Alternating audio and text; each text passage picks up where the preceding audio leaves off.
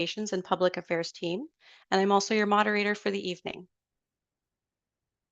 Now I'd like to introduce the WRHA's board chair, Dr. Neetha Dick. Dr. Dick will read the Traditional Territories Acknowledgement on behalf of the Winnipeg Regional Health Authority. Thank you, Lindsay, and good evening, everyone. Welcome to the WRHA Public Town Hall. Thank you all for making the time to attend and participate this evening. I am Neetha Dick, and I'm very pleased to serve as the chair of the Winnipeg Regional Health Authority Board of Directors. On behalf of the WRHA Board, I would like to thank the leadership team for being accountable to the organization and the people by ensuring that we are reporting back to you on progress being made in delivering the best health care to every person we serve. I would like to begin our town hall by sharing the WRHA's Statement of Land Acknowledgement that has recently been revised based on extensive consultation. The Winnipeg Regional Health Authority provides services to all nations on their traditional and ancestral lands of the Anishinaabe, Aninawak, Anishinaabe, Dakota Oyate, Dene, Inuit, and the national homeland of the Red River Métis. Treaties were created with First Nations and include past, present, and future inhabitants, so we are all treaty people. Winnipeg Health Region serves those on Treaty 1 and Treaty 5 lands. We acknowledge that the 5 Dakota communities in Manitoba that are not signatories to any treaties with Canada. We acknowledge that Winnipeg takes its drinking water from Shoal Lake 40 First Nation. We acknowledge that the acts of colonization, which are part of our history, have caused deep, lasting harms, which continues today. And we commit ourselves, in a good way, to learning about truth and reconciliation, promoting healing, and creating a better future for all. Thank you.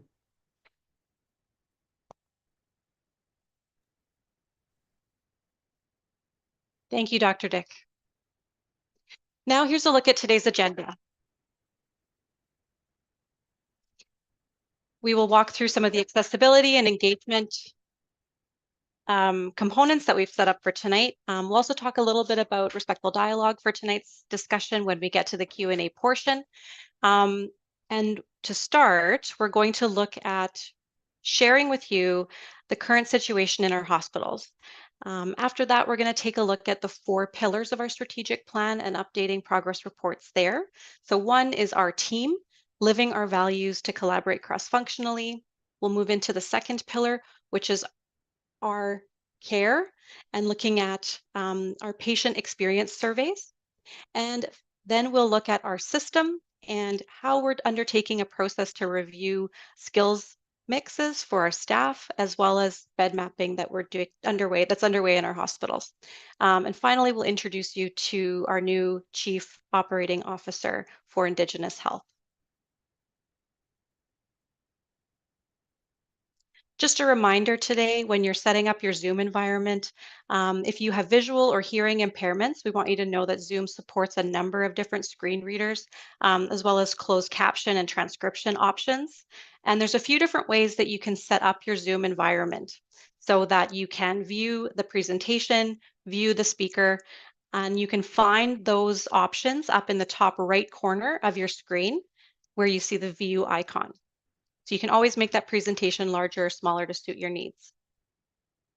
And so as we get into this discussion today, just some reminders on how to engage with our panelists, how to ask your questions, how to offer your comments. You'll see at the bottom of your screen a Q&A button. If you have a question or a comment you would like our presenters to address, please drop it there. You can also upvote those questions by using a thumbs up emoji, which tells us which questions or comments are most popular and are important for our presenters to answer. You can also, if you feel more comfortable, send your questions via email, and that email is townhalls with an S at wrha.mb.ca. I'd also like just to remind everyone in the space today that we will be having a Q&A discussion. We want everyone to feel like they have an opportunity to engage in an open conversation. And so that means that we all work together to maintain a safe and respectful environment, both for our participants and also for our presenters. Any participant that is displaying disrespectful or disruptive behavior or comments will be removed by the moderator. For more information on these guidelines around how the WRHA interacts with the public, you can go online and you can take a look at our guidelines for public interactions if you're looking for more information there, and we'll drop that link in the chat. One other bit of housekeeping that we'll talk about here before we get started. For those of you that are on the call today and you have questions about a specific patient or client journey within the Winnipeg Health Region, there are people that are there to help to talk about the specifics of those. This is not really the case for or the space for those specific circumstances, but we do have our client relations team, and they are able to really walk with you and understand what those circumstances are and get you some answers to questions or support that you might need. And so that phone number and that email is available. And for those that maybe suspect that they're witnessing a critical incident, we actually have a 24-hour phone line that can be used. And so that phone number is there in those circumstances where you need immediate attention. Now, I'd like to turn things over to Mike Nader, CEO, President of the WRHA.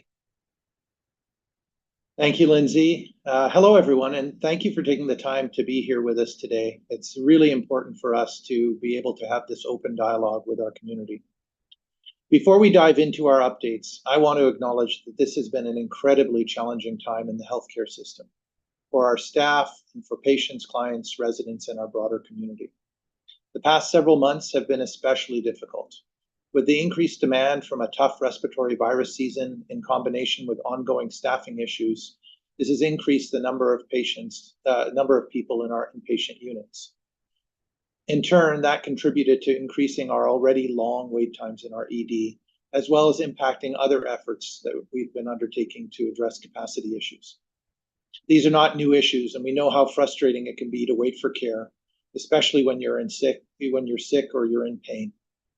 I want to assure you that everyone is working diligently to try and improve the wait times for access to care. It's our number one priority. The issues we're dealing with are complex and take time to fix, but there is important work that's happening across the region in a number of areas to address them. And you'll hear about some of that work today in our updates. We also know that you have questions, feedback, insights, and experiences that you want to share with us. So we'll have time at the end for further discussion and to hear from you. So with that, we'll go into the first update for today.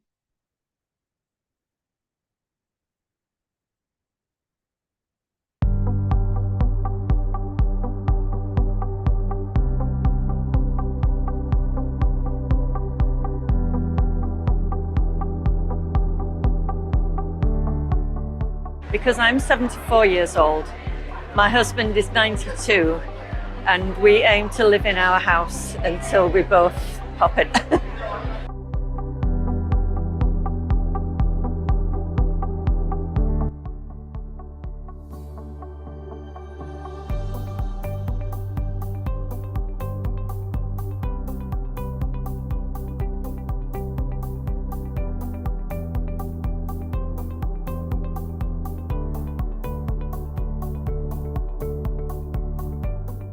I think most useful was the amount of information that is available that you can access through one telephone number, because I'm computer literate, but my husband isn't. So if I'm not available, I know that I can give him one number and say, call this number, and he can get some help. So I'm working with the immigrants. So we also have elder immigrants, seniors. They have no idea about that. They are new to Canada. They have no idea about the services for the senior people. And so I'm here to learn what kind of services they have.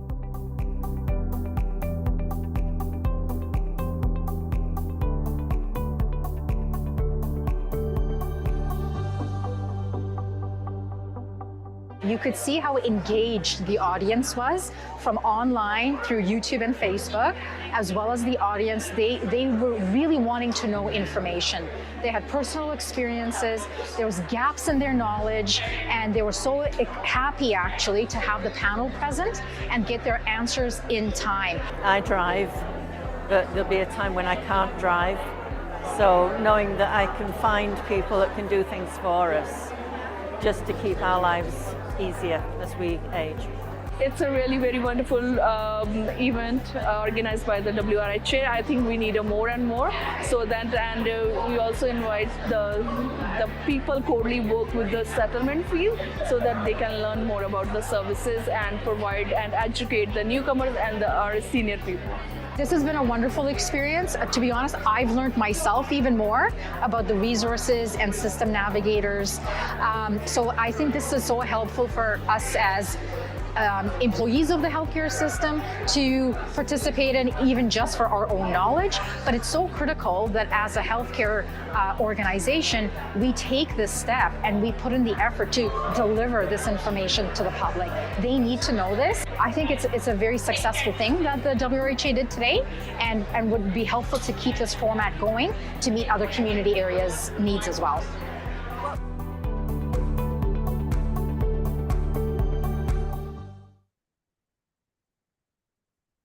You know, these town halls really give us an opportunity to share with you projects and initiatives that show how we model the WRHA's shared values in working with each other each and every day. I know that many of you will follow the news reports and you're seeing that the region is experiencing challenges in patient flow. The situation when individuals are in hospital and waiting to receive an alternate level of care so they can transition from the hospital setting. When it comes to older adults who are waiting to move to personal care homes, typically we see 70% of people coming to long-term care from the hospital instead of from the community setting. Last fall, a team of staff from community health, our hospitals, communications and public affairs, as well as our business and performance teams worked together to examine the problem to determine how we could address this with the public and providers at the center. They landed on a series of public and physician engagements to proactively provide older adults and their caregivers with the information that they need to find the resources and supports to manage well-being as someone ages. The idea directly addresses feedback that the WRHA heard from our volunteer public advisory committee around improving awareness to health services in the community. In November, the team hosted 2 in-person sessions and virtual talks that you saw in the video. We had more than 300 people attending. The talks focused on introducing the public to the dimensions that make up a person's overall well-being, as well as introducing them to system navigators, the individuals and organizations that can help patients and caregivers work their way through the complicated maze that is the healthcare system, and to help put them in touch with programs and services and the resources they need at the right time they need them. The public talks and educational materials also highlighted specific programs and resources for newcomers and Indigenous communities to ensure that they can access healthcare in a safe and supportive way from providers that they can trust. This project is an example of how our shared value of collaboration is being put into practice. No one team or program area could have achieved these results on their own. It took bringing together our clinicians, our physicians, our communicators, community partners, business consultants, but most importantly of all, our citizen advisors, to come up with a creative and proactive idea to share information with the public.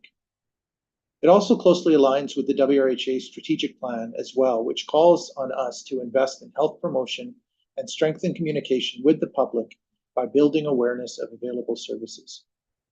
In the post-event survey, we saw that 70% of respondents agreed or strongly agreed that they now know where to direct questions related to their well-being, and 76% understood now how system navigators could help them find services. We're also exploring opportunities for future talks so that we can continue to provide this information to more people who need it and hopefully have an impact on how people access services. We know there isn't one solution to alleviate the strain being experienced on our acute and medicine beds. This is one example of how we are finding solutions to the multiple problems that we have as a system. But we know that when we work collaboratively with the people at the center of our work, I'm confident that we're going to be able to come up with new ideas that will be worth helping, that will be worth trying to help us solve the problems that we're experiencing.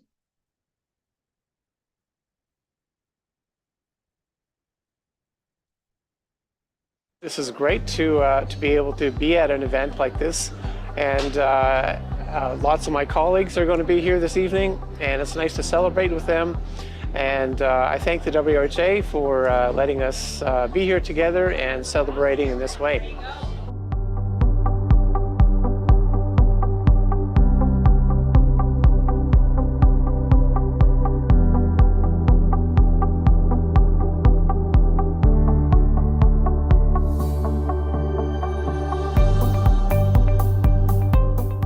When you think about the WRHA, our demographics, the average years of service are 11.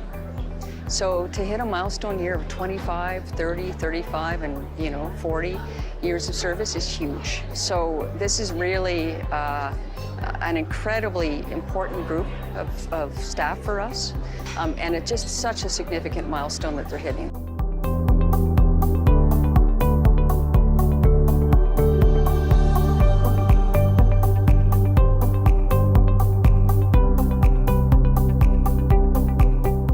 Well, the beginning, 35 years ago, I started with the Churchill Health Center at the receiving home. Actually, 6 years prior to that, I was a resident of the home. I was a permanent ward of CFS. So when I turned 18, that's my first job, was working with the children, actually at the home where I lived.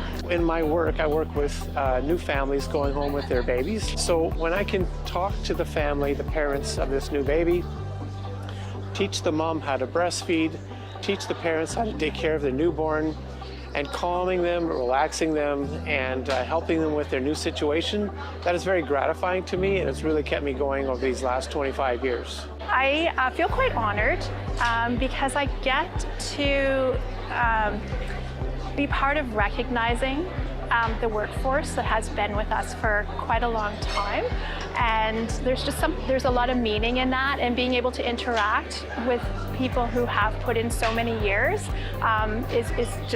it leaves me kind of speechless. I just want to say to those that are celebrating this year, those milestones, thank you very much. We certainly recognize, and each and every one puts their heart and soul into their positions and the job that they do. It's just so important, and we're just delighted to be able to get the opportunity today to recognize them.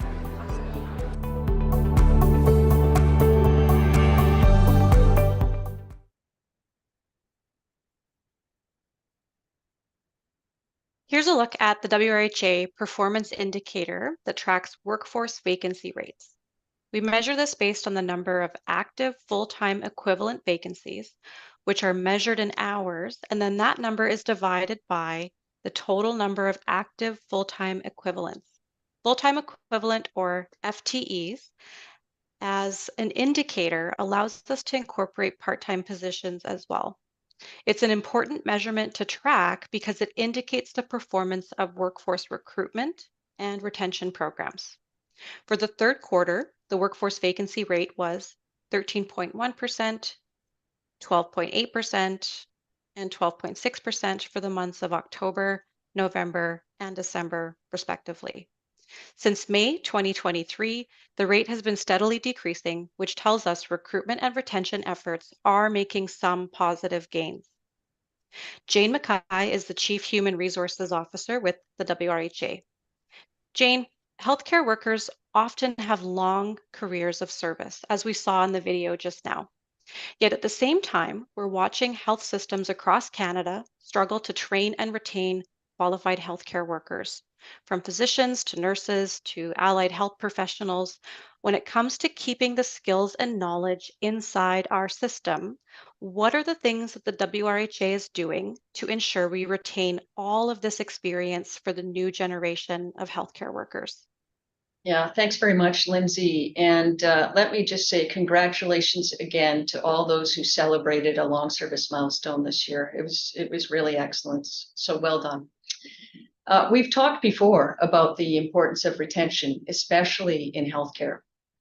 The skills and knowledge that are developed throughout a career are vital to ensuring that we can provide the best care to everyone we serve, and also to continue to move forward with our mission and vision.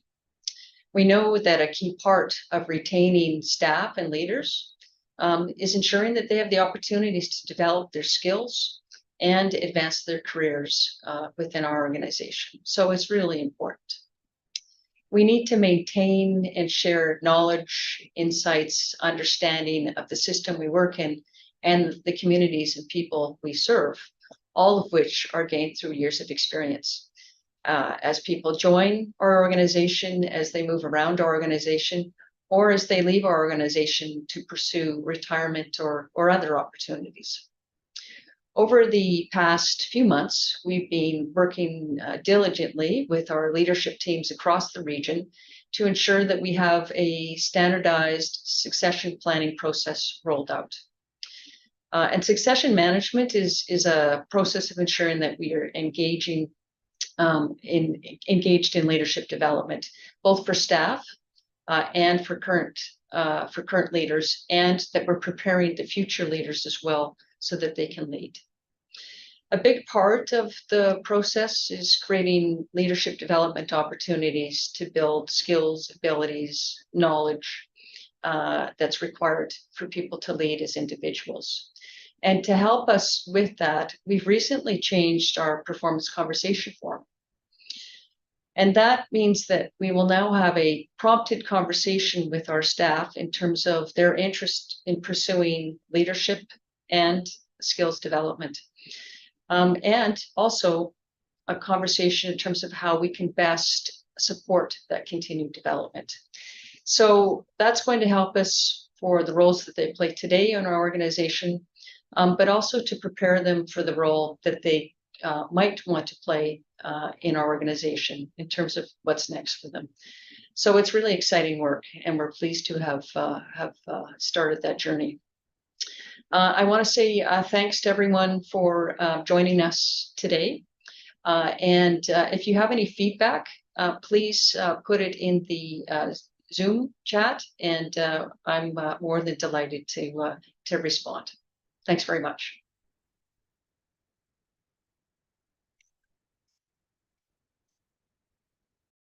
I still have the Christmas gift that one of the girls gave me. She was grade 3 or grade 4, but she made a snowman out of paper. So I kept it for myself. It's one of my Christmas decorations.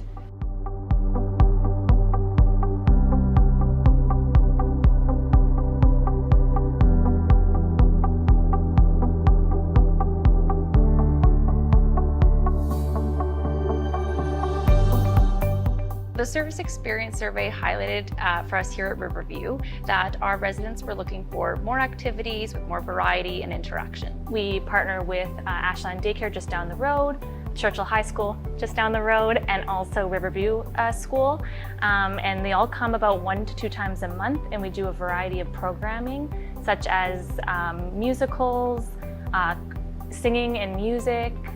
We do a lot of crafts. I thoroughly enjoy the positivity that comes from when the students come in to the residents. Marg talks very candidly with a smile on her face of how the children have come and sang, because she does go to the performances when the kids come at Christmas time. I think that it's so nice when they have that connection the first time and then they come the next month and they remember one another's name. I think that's super nice to form a friendship and a bond. It feels like people are vibrant. Like, you know, when you're walking around the halls of our facility, that people are truly enjoying themselves. You see the smile on their faces as well as those that are coming here and visiting. They're engaged, they're laughing, they're excited, they're enjoying themselves. And it's nice to see that joy because not every day is a joyful day. It's enjoyable, it's entertaining. The kids are obviously having fun, and some of them take it very seriously.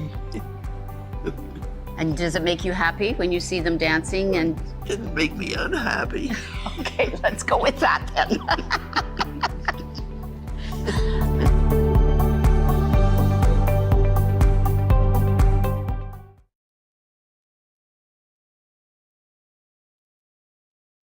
Here's a look at the WRHA performance indicator for patient experience in the third quarter, from October 1st to December 31st. On average, we receive about 1,000 surveys each month, from all across our hospital sites, personal care homes, and community areas.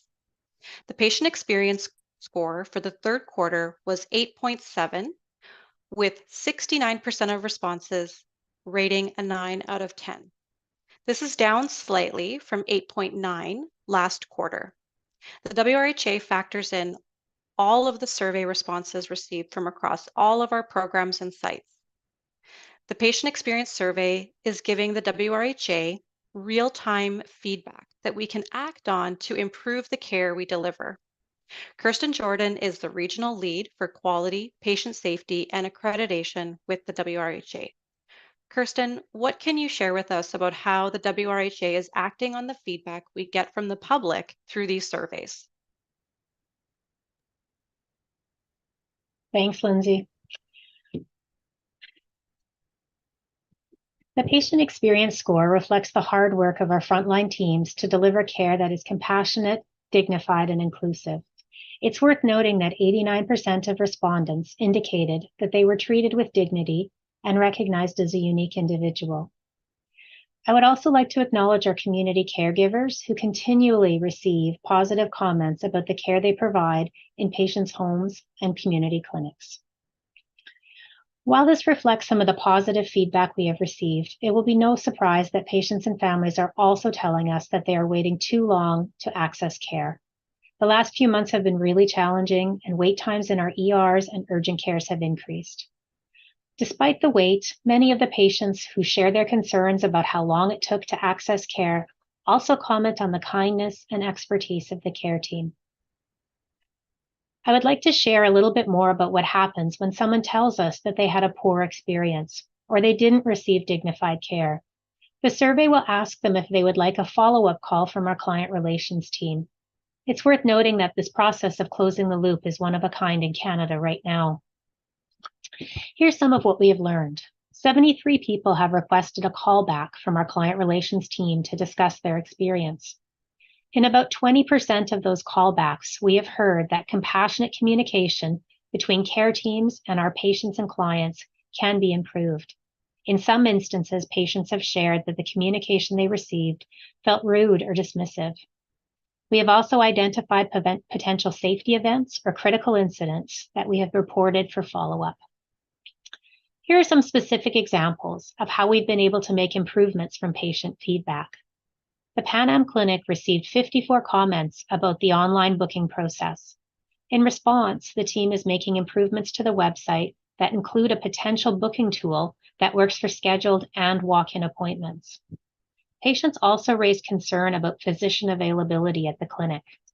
The team is looking at how they can add emergency medicine residents to the team and have started doing this in January. Finally, Riverview Health Center received 117 concerns about parking accessibility for the day hospital. In response, the team has designated 11 parking stalls directly in front of the entrance. You may be wondering how the patient experience feedback finds its way to our frontline care teams. The information is immediately available to the site leaders and is shared through multiple avenues, including daily safety huddles. These are huddles that occur with all our team members every single day on every single unit. Thank you for the opportunity to share our patient experience process. I'd love to hear from you. Please leave your feedback, suggestions, or any questions you might have in the chat.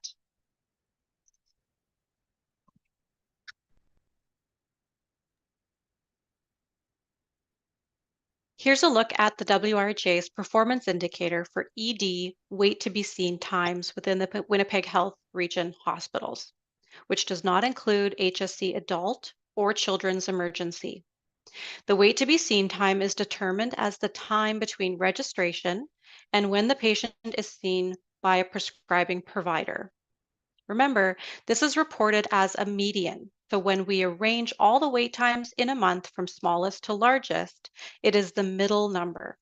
Half wait longer to see a prescriber than the median, and half wait less than the median to see a prescriber. For the third quarter, the median wait times expressed in hours were 4.4, 4.35, and 4.85 respectively for October, November, and December, with the most abrupt jump in December. Another indicator that is sometimes discussed in the media is the total length of stay for admitted and non-admitted patients in the emergency department. This is defined as the total time that a patient spends in the emergency department from registration to either discharge or admission or transfer to another facility, or perhaps they may have passed away. The ED length of stay is longer for patients that end up being admitted versus patients that are not admitted, and is in most cases longer than the waiting to be seen time, which we are reporting on in our dashboard report right now. This is because for these individual patients, there are often other diagnostics and monitoring that are completed in the department, and those can take time to complete. The emergency length of stay for both admitted and not admitted patients was 31.38 hours in October, 31.18 hours in November, and 30.47 hours in December. To put these numbers into context with what our ED areas are seeing, last quarter, the region was admitting an additional 1 to 2 patients per day into a hospital than were being discharged. It seems small, but averaged over the course of a month, it creates around 50 more admits to hospital than discharges. This reality and the impact it creates to getting patients the right level of care in the right area at the right time has a downstream effect on our emergency departments.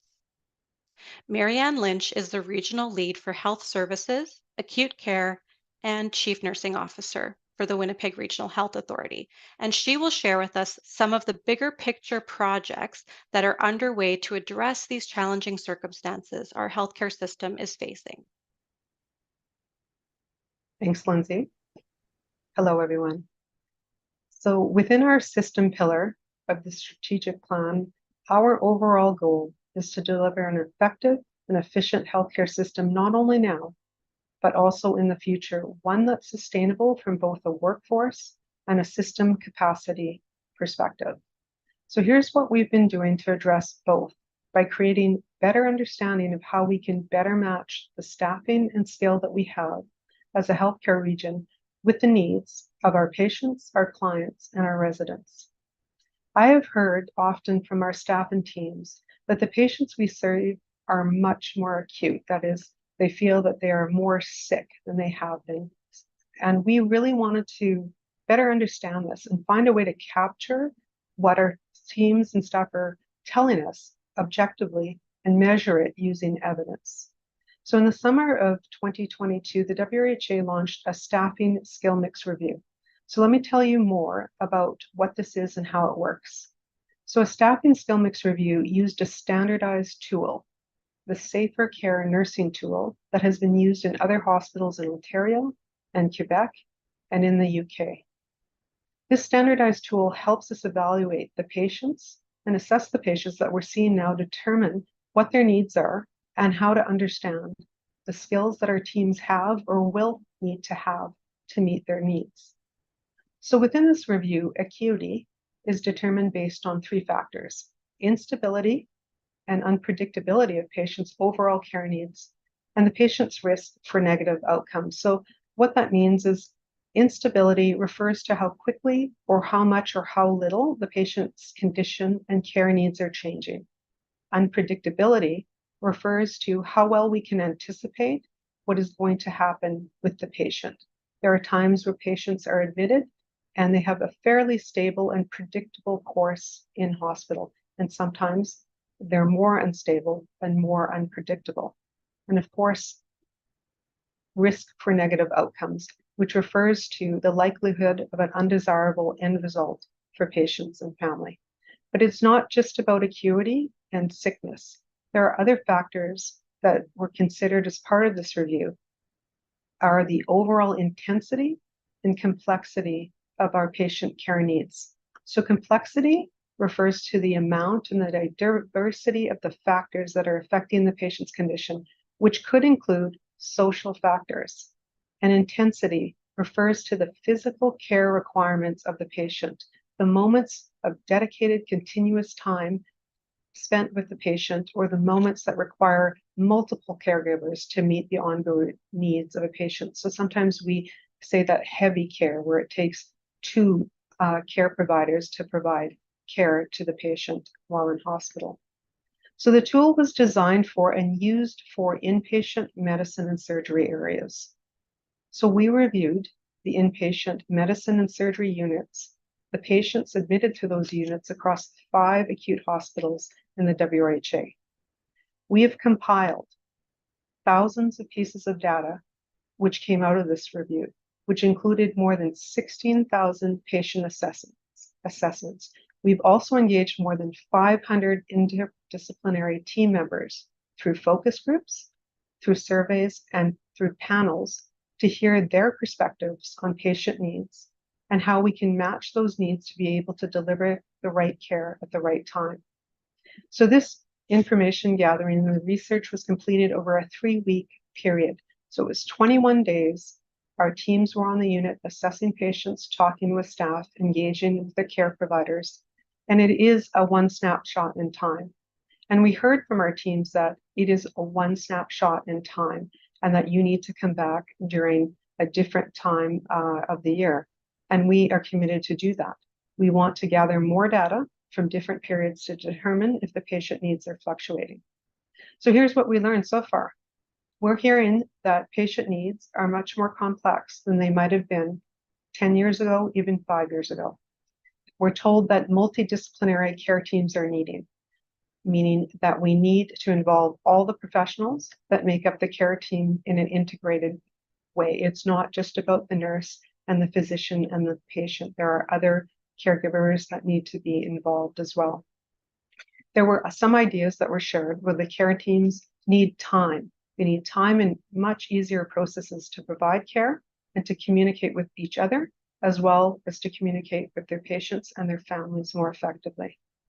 We know that our region, the system in Manitoba, and many jurisdictions across Canada need more staff to address the complex needs of our patients presenting in our hospital and sites. The acuity-based staffing force reinforced that. So what comes next? Last month, I began meeting with executive leadership teams to share a summary of our findings. Now I'm working with the project team to roll out these findings to site leadership and all staff. While the staffing and skill mix focused on the sustainability of our workforce, we've also been looking at our bed map review, which attempts to address the sustainability of our system capacity. It's a comprehensive look at the 1,247 beds that are located across our 5 Winnipeg hospitals, the acute hospitals, which includes the inpatient and medicine units. Now, the last time we did a bed mapping review was at the end of 2019, before transformation and the COVID pandemic. And we know that the healthcare system has changed so much in just the past few years. So the goal of this review is to understand how many beds are actually available and what they are being used for, so we can be more responsive to our patients' needs. Now, we are just beginning this process, and this review is going to take time. It's not an easy process, but it also complements the recent announcement made by the government of Manitoba, adding 31 medicine and surgical beds at the Grace Hospital, and more recently, the 36 medicine beds announced to open at the St. Boniface Hospital. So our review goes together with the work of other regional health authorities in the province who are also undertaking similar reviews so that a provincial snapshot can be put together. Undertaking these two frameworks and applying them in our region goes hand in hand with trying to find solutions to our capacity challenges. We need the right staff, the right skills, and the appropriate beds and the right units to better match with and respond to the complexity of patient needs and to find the sustainability we need across the region. So both the acuity-based staffing review and the bed map review will become processes that we repeat on regular basis as engaging our staff and hearing that feedback that we need to do this. It's not a one and done, and we need to continue to ensure that we're matching the workforce and the system capacity to the needs of the patients that we are seeing.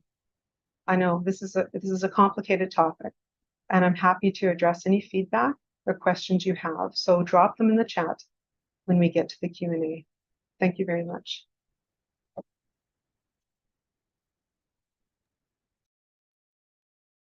Thank you, Marianne.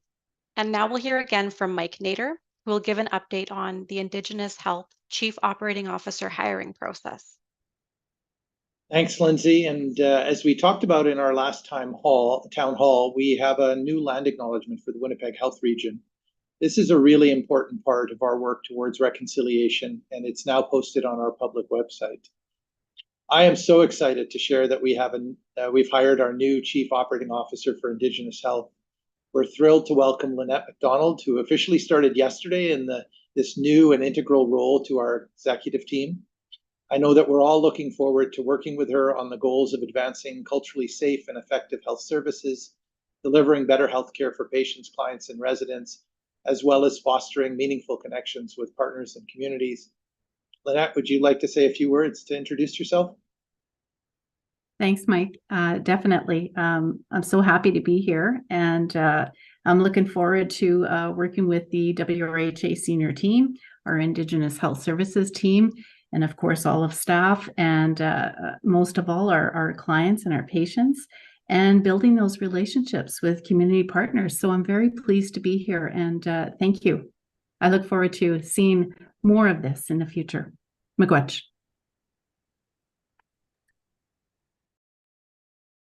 Thank you, Mike. Thank you, Lynette. And thank you to all the members of the executive leadership team who shared progress updates on these strategic priorities, which you can find in the WRHA's strategic plan published on our website. If you go to wrha.mb.ca/the plan, that's where you'll find more about these progress reports and the initiatives that are underway, as well as a downloadable copy of that strategic plan. Now, just a reminder, please put your questions in the Q&A feature of Zoom, or you can email your questions to townhalls@wrha.mb.ca. If you'd like to raise your hand, you can do that using the reactions feature, and when prompted, we'll be able to take you off mute so that you can ask your question and voice your comment. Just a reminder again, we want to have a safe space where everyone feels comfortable to express their perspectives and be heard. And so to do that, we need to keep things kind and respectful. Any participant displaying disrespectful or disruptive behavior or commenting in those ways will be removed at the discretion of the moderators. So let's take a look at some of our questions here today. First, there was a comment in our chat that says to Marianne, "This sounds like long overdue and well worth the effort. Actions underway. Really looking forward to hearing the findings. Will these be shared publicly after staff have been made aware?" Thank you for the comment. And yes, it is long overdue. Having our staff provide us with that information, and also having that evidence to support some of our staff and the skills that we need. Right now, I want to make sure that we share the findings with our staff and get more feedback before we share it publicly. Thank you, Marianne. I want to turn to one question that we received earlier this week from an attendee. And so this question is from Jocelyn. And she asks, "I hope any improvement or changes in the healthcare system would include medical professionals and nurses treating each patient with decency." And so she goes on to describe an experience that she's had. And she says, "Originally, where I came from, when nurses pass their exams and go for the oath, taking and receive their PINs, a code of ethics is also included, which some of the hospital staff and nurses where I was a patient didn't practice." And so she wants to know what we're doing as a region to ensure that doctors and nurses are treating patients and clients with the dignity that they need. Kirsten, I'll turn that question over to you. Yeah, thank you. And Jocelyn, if you're on the line, thank you very much for the question. And I'm sorry that you were not consistently treated with decency. Code of ethics remains a part of entry to practice for our nurses, but we know from patient feedback, like yours, that sometimes dignity in care is not consistent. As part of the WRHA strategic plan, my team, along with patients, community, and Indigenous partners, dignity experts, and frontline staff, are leading a project to understand what dignity and care means to those we serve and how we can change the system by learning and working together. Finally, if you or anybody would like to share your experience, give us some direct feedback, or help us to take that feedback back to where you received your care, please reach out to Client Relations. The number was in the chat from earlier, and we'll be sure to get back to you. Thanks, Kirsten. So now we'll take a look at another question that's come in from our chat. And so this individual says, I'm wondering why universal masks is not required in WRHA facilities, given the information that was shared at the beginning of this town hall, that we are seeing more respiratory viruses this season. We know that COVID-19, influenza, RSV, colds, etc. Are out there. Sick people are coming into EDs seeking care, and while waiting, they are exposing other vulnerable people. Why are masks not required for all people in healthcare spaces? Who makes masking decisions? So those are our two questions that I'll put to our panel. Perhaps we'll start with Marianne, and then Mike, you might want to follow up as well.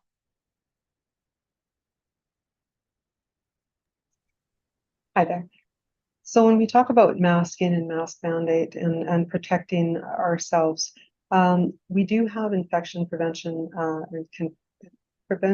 infection and prevention control standards that we do follow, which is we do encourage masking, especially when you're having coughs, colds, and flus. But as we go into respiratory virus seasons, we do meet provincially and we look at the evidence. We work with public health, we work with infection prevention and control, and we look at what other jurisdictions are doing.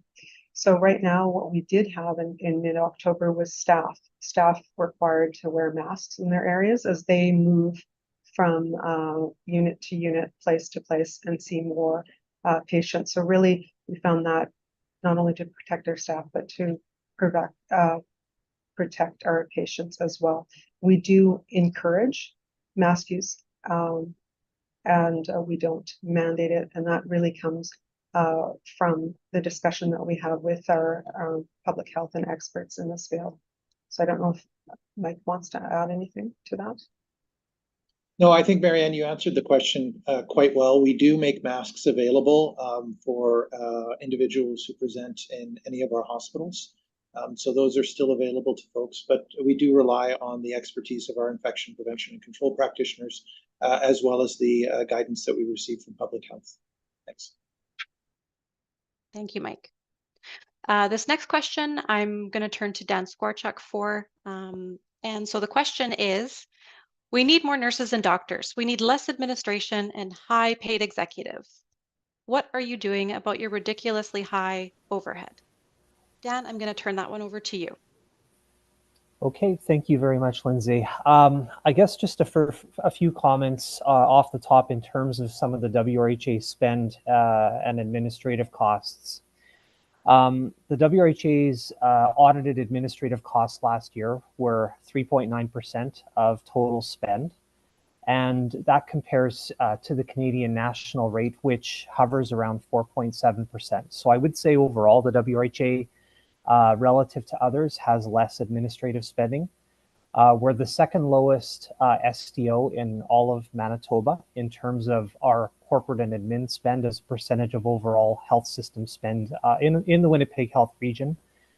And our administrative spend also decreased from 4.38% the year before to, as I referenced, what is now 3.9%. So that's about a 10% decrease year over year. I guess a couple of things in terms of initiatives underway to reduce administrative spend. Of course, the health system did recently transform, and a number of shared services were stood up under shared health to drive efficiency and economy in terms of administration in the system. And in addition to that, there had been prior mandates in terms of management streamlining with which the organization previously complied with. That was intended to be a 15% streamline reduction. So it is an area where certainly the organization is paying great attention to in terms of our overall spend. But at the same time, work does need to get done. Work does need to happen. And we do need administrative supports to be able to achieve a lot of the quality improvements that are needed and that are necessary. But again, I would just note that overall, the WRHA fares fairly well in terms of its administrative spend, in contrast to our peers, not only in Manitoba, but across Canada. Thank you very much. Thank you, Dan. As a follow-up question in our chat to that, I think it makes sense just to add this on. How does WRHA admin expenditure compare to that of Shared Health? Well, as I mentioned, our expenditure was in the range of 3.9% last year, and I believe Shared Health was around 8.34%. Thank you, Dan. This next question, there's two separate questions actually in regards to recruitment retention initiatives. So I'm going to direct that to Jane Mackay.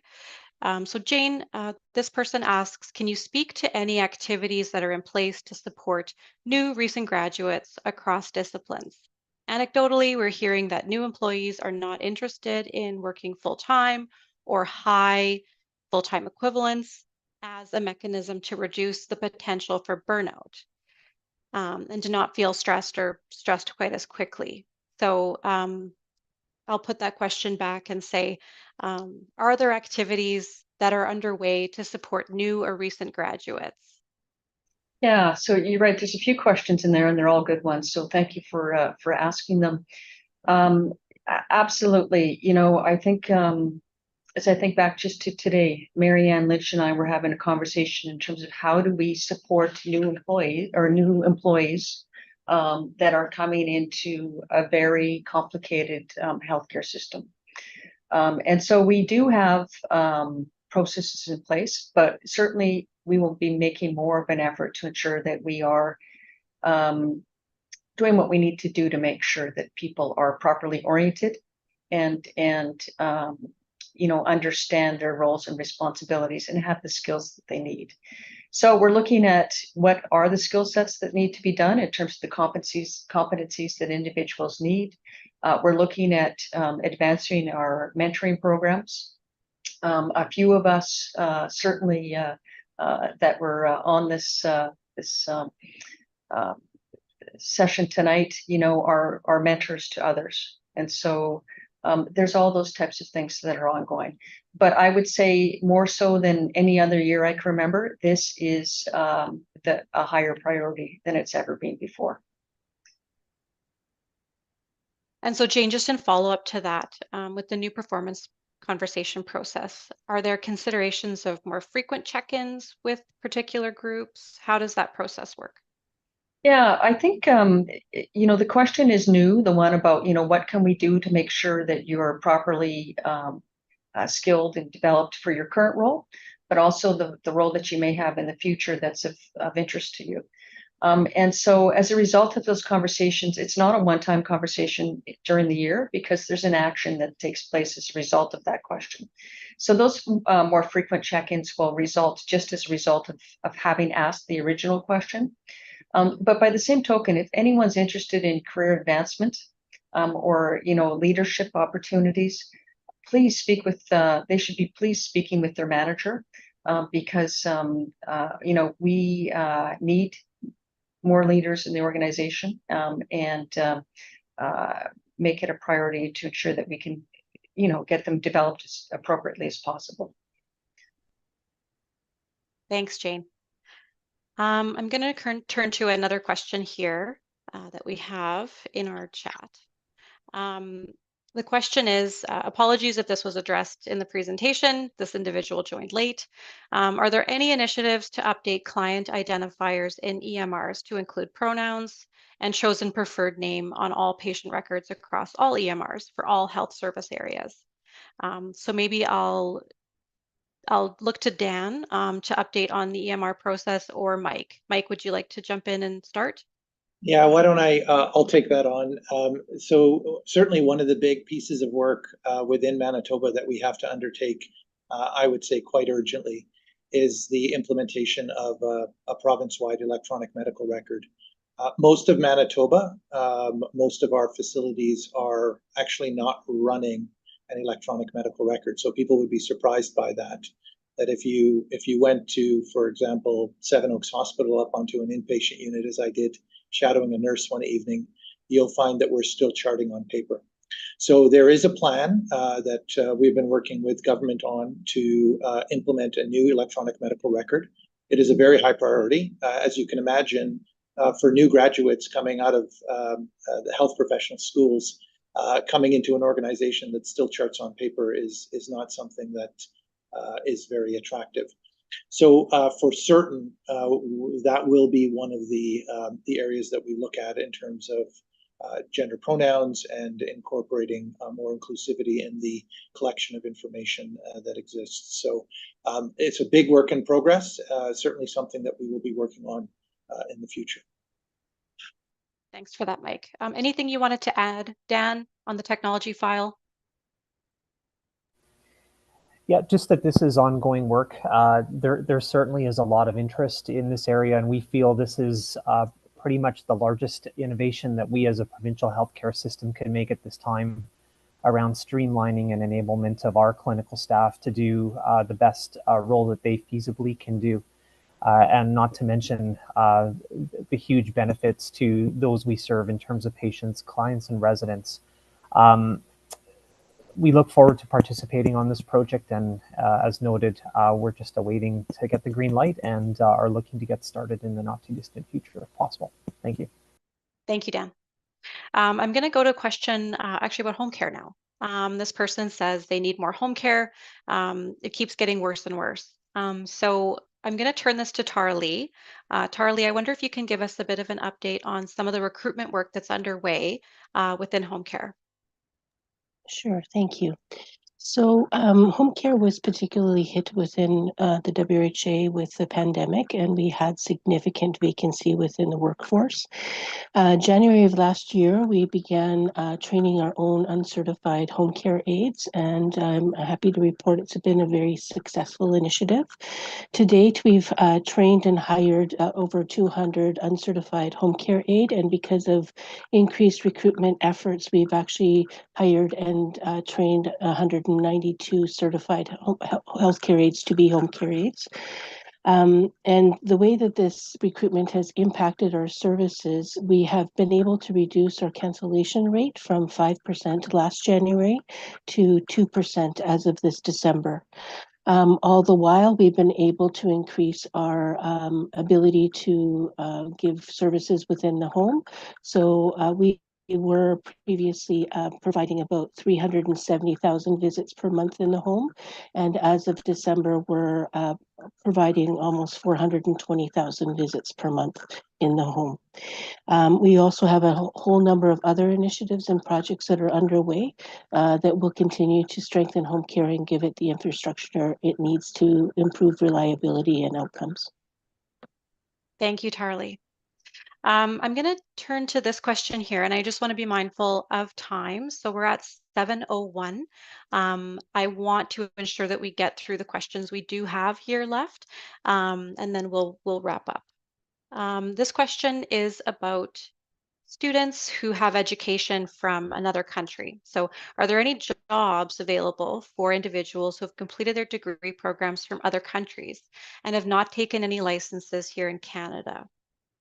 What can they do to enter a job within the healthcare system in their field? I'm going to turn that question over either to Mike or to Jane. Jane, did you want to start, and Mike maybe follow up if needed? Yeah, I think what I would ask is that the person that's asking that question reach out to me directly. We have individuals that help navigate that type of situation, and it's very dependent on the type of job that they have and the country they're from and those types of things. So if that person could reach out to me or put their contact information in the chat if they're willing, then I'd be pleased to get a hold of them as well. Yeah, Lindsay, the only thing I would just add is, I mean, we are trying to remove as many barriers as we can to enable people who have been trained in other countries to be able to practice their trade here in Manitoba and in Canada. It's a long process and it's an arduous process, but as Jane articulated, I think it's a one-on-one type of conversation that we need to have. So it's hard to answer without specifically getting into the details of each individual situation. Thank you, Mike. I'm just replying here to this individual with contact information, so I'm going to send that privately. All right, we only have a couple more questions here to go. One of the things that I want to highlight here, the strategic plan states that our team is the foundation of the Winnipeg Health Region, an engaged and healthy workforce. And so they recite that. And then they ask about what specific initiatives are underway to enhance recruitment and retention approaches, promote staff wellness, create manageable workloads, and invest in the development and growth. So I'll turn to you, Jane, to talk specifically about some of the things that your team is doing and how you're working with Shared Health on that. One of the things I will highlight is the measurement tool that we're looking at is in our performance reporting dashboard. And so that's that workforce vacancy rate. It's something that tells us about, it's an indicator that's describing to us how our recruitment efforts are bringing new individuals into the workforce. Yeah. I don't see that question up here anymore, but in terms of recruitment and retention, so we do track it very, very closely. It is a huge concern for us. We are very focused on, and I'll give you an example in terms of retention and balancing workloads and all of those things, where we've invested in ShiftLink in many of our sites that give a better line of sight to what the shifts are so that people can properly manage their schedules. And it's more convenient for them to see what their shift is on their phone.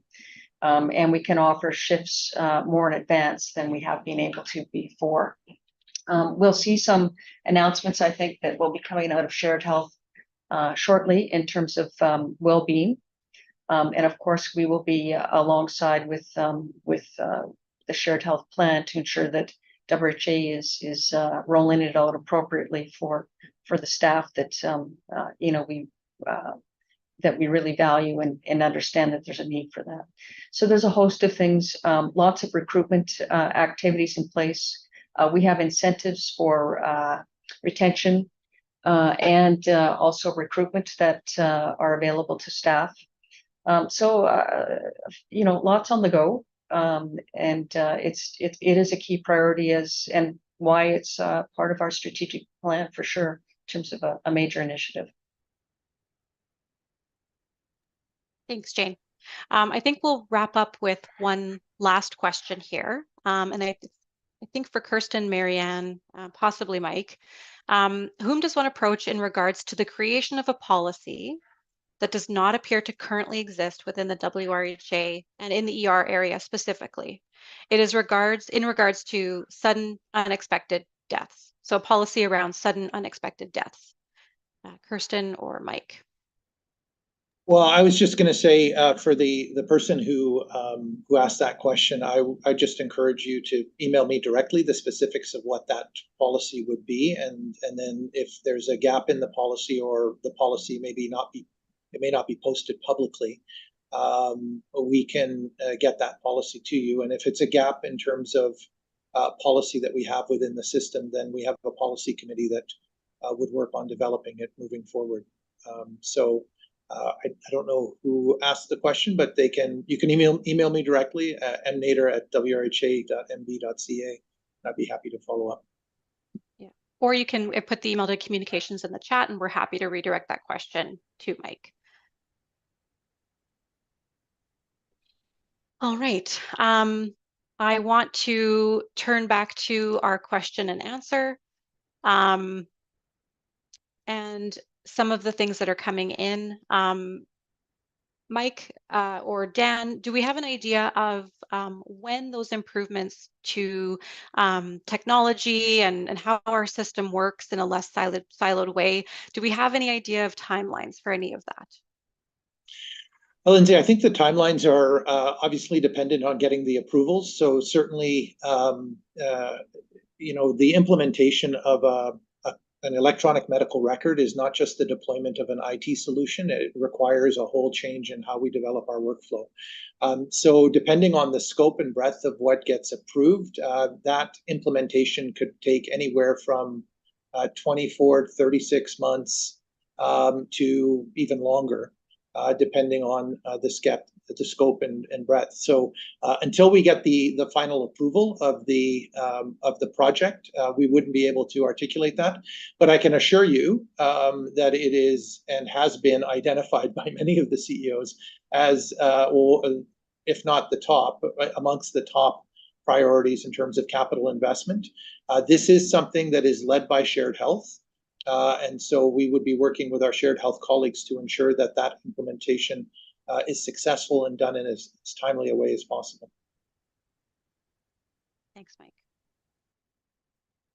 There's another question here in our chat from one of the doctors who attended tonight. He references WRHA Manitoba, and he's wondering if the WRHA leadership has had a chance to read that document, and what their impressions of that document were, and if they might be able to comment on those 33 recommendations that were put forward in that document. Yeah, so Lindsay, I'll comment on that one. So for those who are on the call, don't know what the WRHA Manitoba, it's a project that was led, is a research project actually led out of Ontario St. Mike's. Some of my former colleagues there did some work on setting the priorities for primary care. And so they did identify 37 recommendations. That document is online, and in fact, they did this across the country. So different provinces have a different set of priorities. I've reviewed the document. Absolutely, the recommendations that are in there are things that we are either actively working on or have planned as part of our strategic plan. So I guess the short answer to the question is yes, we've read it. Yes, we agree with the recommendations. Many of them are quite large and they're quite broad in terms of their systemic need to address the issues. And so for those ones that we can control, we will be actively working on. For those that we need to work with our partners in the health system and in social services and in other areas, we would be working on those as well. Thanks. Thank you, Mike.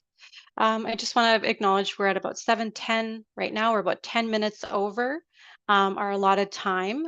We do have a couple more questions. I'm actually very grateful that we have members of the public who are asking questions and interested in getting answers to some of these questions. I think that's important.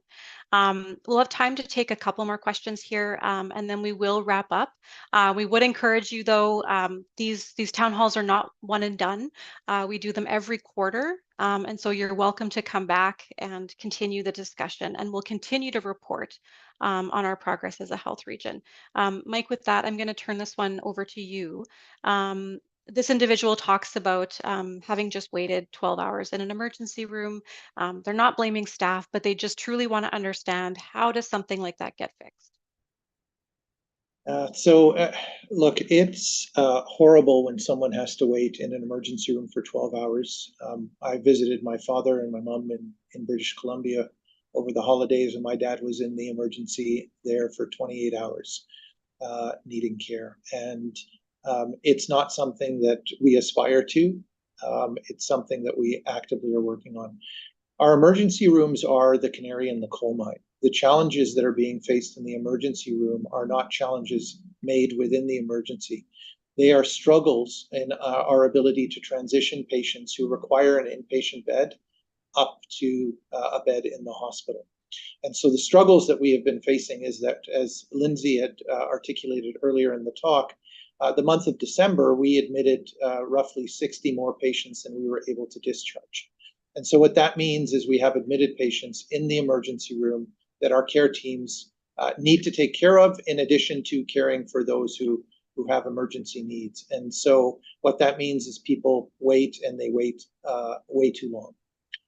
The recent announcements of the 36-bed investment at St. Boniface Hospital and the 31-bed investment at the Grace Hospital will help us when we are able to finish implementing those getting the staff, hiring the staff, and opening those beds, we should start to see an immediate reduction in the wait times in the ED, because we will not have patients who require an inpatient bed remaining in the ED for too long. So that's how we're going to fix the system. It's going to be ensuring that we can transition patients to the most appropriate care settings. It's a wicked problem. It's not easy. We have challenges in terms of supporting people to transition to community. We have challenges in terms of social determinants of health, not necessarily direct acute healthcare issues that we're working through. So once we're able to address each of these little components of it, we'll start to see improvements. And I don't like it. I don't think any member of our team likes it. I know the public certainly doesn't like it, but we're working on it, and we're looking for small incremental changes that are going to get us to where we want to be. Thank you for that, Mike. This question for Tarly on recruitment of HCAs.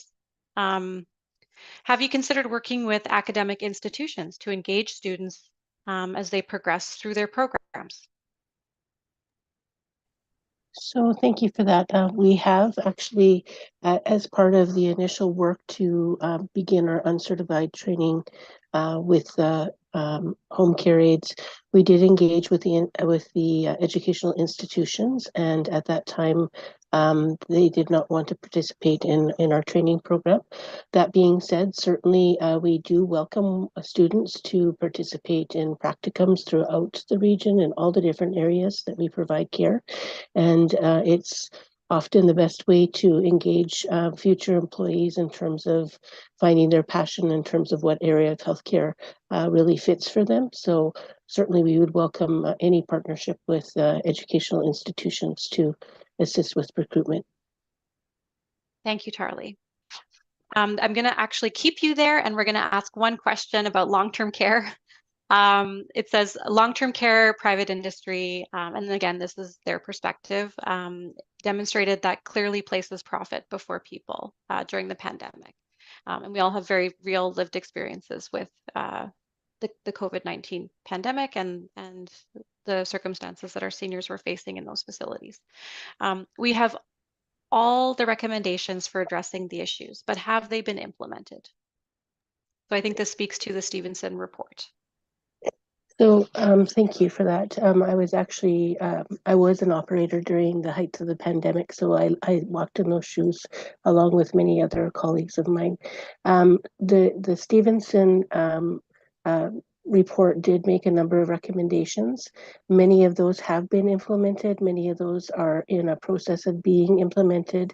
The increased staffing in long-term care is a phased approach over 6 years that helps to shore up staff to be better suited for the care needs that are within long-term care facilities at this point in time.